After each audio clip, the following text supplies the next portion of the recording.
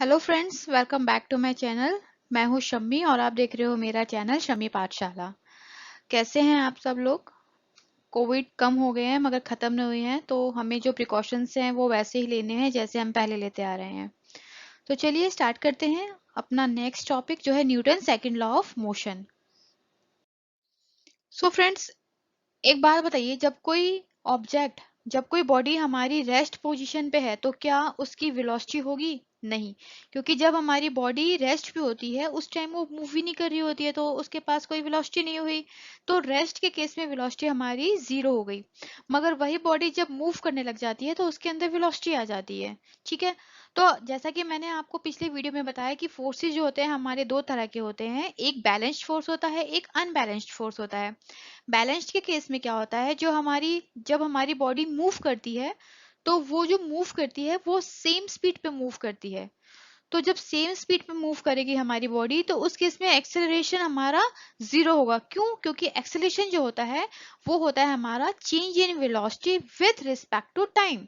Time के साथ अगर हमारी वेलोसिटी चेंज हो रही है तो उसको हम एक्सेलरेशन कहते हैं। तो बैलेंस्ड फोर्स में क्या हुआ, एक्सेलरेशन हमारा जीरो हो गया, क्योंकि जब हमारी बॉडी मूव करती है तो वो सेम स्पीड पे एंड डायरेक्शन पे मूव करती है, तो एक्सेलरेशन हमारा जीरो हो गया। अगर हम बात करें अनबैलेंस्ड फोर्स की, जैसा कि मैंने आपको फर्स्ट लॉ में बताया कि जो भी हम बॉडी पे फोर्स लगाते हैं वो अनबैलेंस्ड फोर्स होना चाहिए। तो अनबैलेंस्ड फोर्स में क्या होता है, रेस्ट पोजीशन पे जब कोई बॉडी है तो उसकी वेलोसिटी तो जीरो है, मगर जब हमारी बॉडी मूव करने लगती है तो उस वो किसी वेलोसिटी के साथ मूव करती है। वो वेलोसिटी क्या change with respect to time, वो वेलोसिटी जो है टाइम के साथ साथ चेंज होती है। कम फोर्स होएगा तो वेलोसिटी भी उसकी कम होएगी। हम ज्यादा फोर्स देंगे तो कोई भी बॉडी मूव करेगी विथ हाई वेलोसिटी के साथ। तो क्या हुआ, वेलोसिटी जो है चेंज हो रही है हमारी विथ रिस्पेक्ट टू टाइम। तो जहां पे change in velocity with respect to time होता है वहां पे हमारा एक्सेलरेशन होता है। तो अनबैलेंस्ड फोर्स, सपोज कि मेरे पास एक पेन रखा हुआ है, उस पेन को मैं धीरे धीरे धीरे फोर्स लगा रही हूँ। एक पेन है, ये सपोज कि ये एक बॉडी है मेरे हाथ के ऊपर, मैंने इस बॉडी के ऊपर फोर्स लगाया, ये फोर्स लगाया तो ये मूव कर रही है। ठीक है, मूव कर रही है, इसके अंदर वेलोसिटी है, राइट। अब ये बॉडी किस वजह से मूव कर रही थी? फोर्स लगाने की वजह से, एक अनबैलेंस्ड फोर्स लगाने की वजह से। तो अनबैलेंस्ड फोर्स की वजह से वेलोसिटी हुई, वेलोसिटी भी चेंज हो रही है टाइम के साथ साथ। तो ये जो एक्सेलरेशन प्रोड्यूस हुई है वो किसकी वजह से प्रोड्यूस हुई है? फोर्स की वजह से। तो ये डिफरेंस है फोर्स जो बैलेंस्ड होते हैं और जो अनबैलेंस्ड फोर्स होते हैं उसमें, कि बैलेंस्ड फोर्स में जो है एक्सेलरेशन हमारा जीरो होगा और अनबैलेंस्ड फोर्स में एक्सेलरेशन जो होगा हमारा जीरो नहीं होगा, एक्सेलरेशन प्रोड्यूस होता है। तो नेक्स्ट स्लाइड में हम देखेंगे इसका एग्जाम्पल। सो फ्रेंड्स, आपके कंसेप्ट क्लियर हो इसलिए मैंने इसको इजी लैंग्वेज में विथ एग्जांपल एक्सप्लेन किया है एक शीट में, उसके बाद मैंने इसको पीपीटी में डाला है। तो देखिए यहाँ पे एक बॉल है जिस पे मैंने अनबैलेंस्ड फोर्स लगाया है। अभी बॉल की पोजीशन है रेस्ट। जैसे ही मैंने उसके ऊपर अनबैलेंस्ड फोर्स लगाया वो बॉल जो है वो मूव करने लग गई विथ सम वेलोसिटी। अब ये वेलोसिटी जो है वो चेंज हो सकती है। कैसे? अगर मैं बॉल को कम फोर्स के साथ फेंकूंगी तो वो कम स्पीड में जाएगी और थोड़ा ही आगे जाके स्टॉप हो जाएगी। मगर अगर मैंने उसको ज्यादा फोर्स के साथ फेंका, थ्रो किया उस बॉल को, तो उसकी वेलोसिटी जो है वो तेज होगी और वो काफी दूर तक जाके रुकेगी। तो change in speed with respect to time means change in velocity हो रही है टाइम के साथ। जितना फोर्स मैं दे रही हूँ उसके अकॉर्डिंग ही मेरी वेलोसिटी चेंज हो रही है। तो जहाँ पे change in velocity with time होती है वहां पे क्या होता है, हमारा एक्सेलरेशन प्रोड्यूस होता है। दूसरा एग्जाम्पल हम समझेंगे, जब हम साइकिल को चलाते हैं तो जब हमको साइकिल की स्पीड तेज करनी होती है तो हम ज्यादा फोर्स देते हैं, ज्यादा फोर्स पैडल पे मारते हैं तो साइकिल की स्पीड बढ़ जाती है। मगर जब हमको साइकिल को स्लो स्पीड में चढ़ानी होती है तो हम क्या करते हैं, पैडल को स्लो फोर्स देते हैं, कम फोर्स देते हैं, ताकि हमारी स्पीड जो है वो कम रहे। तो वेलोसिटी क्या हो रही है हमारी, वो चेंज हो रही है ना टाइम के साथ, हम उसको कम भी कर रहे हैं हम उसको ज्यादा भी कर रहे हैं, वो चेंज हो रही है, तो वहां पे हमारा एक्सेलरेशन जो है वो प्रोड्यूस हो रहा है। तो वही मैंने यहाँ पे मेंशन किया है, when an unbalanced force is applied to a body having mass then it produces acceleration in the direction of applied force. इसका मतलब क्या है in the direction of applied force? कि इस बॉल को अगर मैंने इस डायरेक्शन में फोर्स लगाया है तो उसी डायरेक्शन में वो बॉल जाके गिरेगी ना। ऐसा तो है नहीं कि मैं अगर आगे की तरफ उसको फोर्स लगा रही हूँ और बॉल जो है वो पीछे की तरफ जाके गिरेगी, ऐसा तो नहीं होता। हम जिस डायरेक्शन में फोर्स लगाएंगे उसी डायरेक्शन में जो है हमारा वो जो बॉडी है वो मूव करेगी। तो जिस डायरेक्शन में बॉडी मूव करती है उसी डायरेक्शन में हमारा एक्सेलरेशन प्रोड्यूस होता है। तो मैंने वही लिखा है, when an unbalanced force is applied to a body having mass then it produces acceleration in the direction of applied force whose magnitude is directly proportional to the force and inversely proportional to the mass of the body। अब वो जो acceleration produce हुई है उसकी जो direction है वो तो होगी फोर्स की डायरेक्शन, और उसका जो मैग्नीट्यूड है वो डिपेंड करेगा दो चीजों पे। एक तो मैंने बताया डायरेक्टली प्रोपोर्शनल होगा फोर्स के, और दूसरा मैंने बताया कि वो इनवर्सली प्रोपोर्शनल होगा मास ऑफ द बॉडी के। वो कैसे होगा वो मैं आपको नेक्स्ट स्लाइड में बताती हूँ। सो एक्सेलरेशन जो प्रोड्यूस हुआ उसके डायरेक्शन और मैग्नीट्यूड की बात करें तो डायरेक्शन जो है वो तो मैंने आपको बता दी कि जिस डायरेक्शन में हम फोर्स लगाएंगे उसी डायरेक्शन में एक्सेलरेशन प्रोड्यूस होता है। मींस जिस डायरेक्शन में हमने फोर्स बॉल के ऊपर लगाई है उसी डायरेक्शन में जाके हमारा बॉल जो है उसी डायरेक्शन में जाएगी और उसी डायरेक्शन में एक्सेलरेशन प्रोड्यूस होगा। अब हम बात करेंगे उसके मैग्नीट्यूड की। मैग्नीट्यूड जो है उसके लिए मैंने एग्जाम्पल लिया है कि सपोज एक बॉल है, दो बॉल है, दोनों बॉल का जो मास है वो सेम है 1 kg 1 kg, पर दोनों के जो बॉल पे फोर्स लगा रखा है वो अलग है। एक फोर्स पे मैंने लिया है 10 न्यूटन और दूसरे फोर्स पे लिया है मैंने 100 न्यूटन, राइट। अब क्या करेंगे, आप खुद ही देखो कि जिसपे 10 न्यूटन का फोर्स है उसको आपने 10 न्यूटन की ताकत से फेंका है तो वो थोड़ी ही दूर जाएगी, मगर जिसपे आपने 100 न्यूटन, जिसका फोर्स पहले वाले से बहुत ज्यादा है, तो वो बहुत दूर तक जाएगी कंपेयर टू फर्स्ट बॉल की।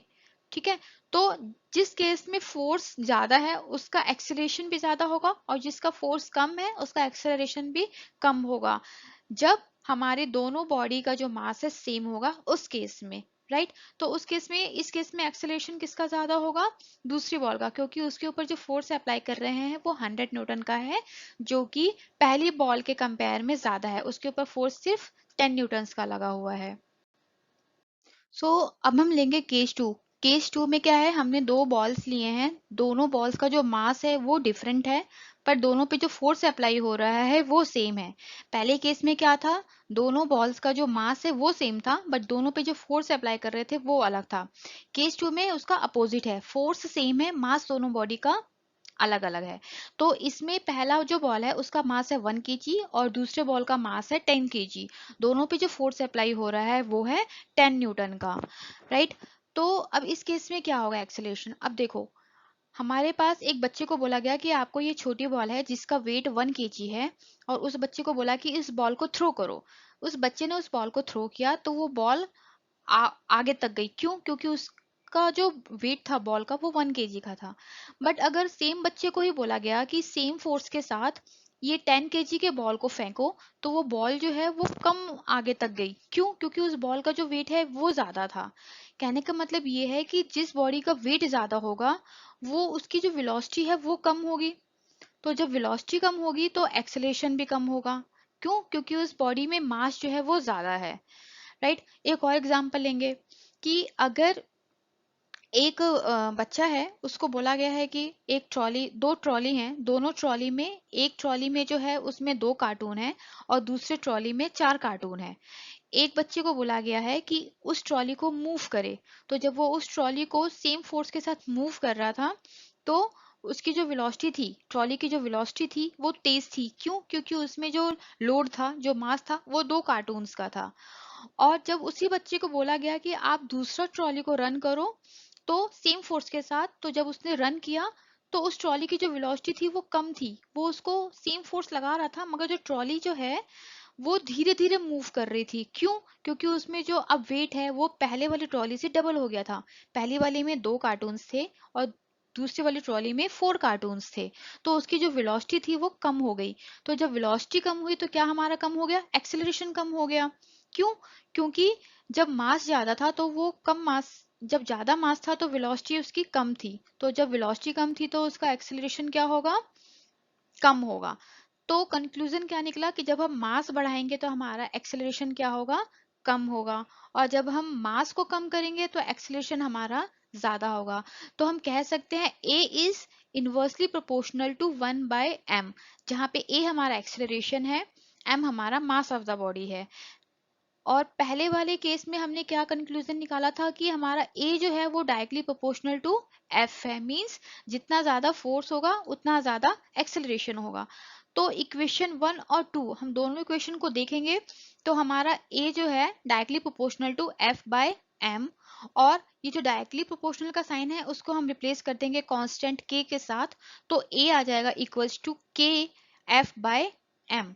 Put the value k equals to m, क्योंकि वो कांस्टेंट है उसकी जगह हम 1 पुट कर देंगे, तो a की वैल्यू आ जाएगी वो होगी हमारी f बाय m।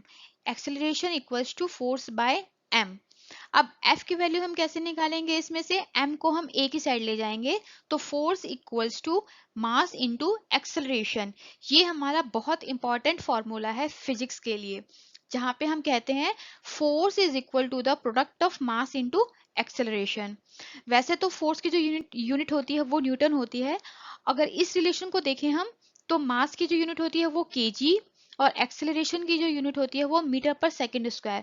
तो फोर्स का जो यूनिट हो गया वो क्या हो गया, kg dot metre per second square और newton. So so Newton second law की डेफिनेशन क्या हुई हमारी कि if an unbalanced force is applied to a body then it produces acceleration in the direction of force whose magnitude is directly proportional to the force and inversely proportional to the mass of the body। जितना ज्यादा force होगा उतना ज्यादा acceleration होगा, और जितना ज्यादा body of the mass होगा, मास ऑफ द बॉडी होगा, उतना ही कम हमारा एक्सेलरेशन होगा। तो ये होता है हमारा Newton second law. I hope कि आपको समझ में आ गया हो, और अगर आपको इस टॉपिक से रिलेटेड कोई भी प्रॉब्लम होती है, कोई भी इश्यूज होते हैं, तो आप मुझे कमेंट्स में डाल दो, मैं आपके प्रॉब्लम्स को सॉल्व करने की कोशिश करूंगी। तो अगर आपको मेरा ये वीडियो पसंद आया हो तो इसको लाइक और सब्सक्राइब जरूर करना। तो मिलते हैं अपने नेक्स्ट वीडियो नेक्स्ट टॉपिक के साथ, जो होगा हमारा न्यूटन्स थर्ड लॉ। तो तब तक के लिए अपना ध्यान रखिए और इसका रिवीजन करते रहिए।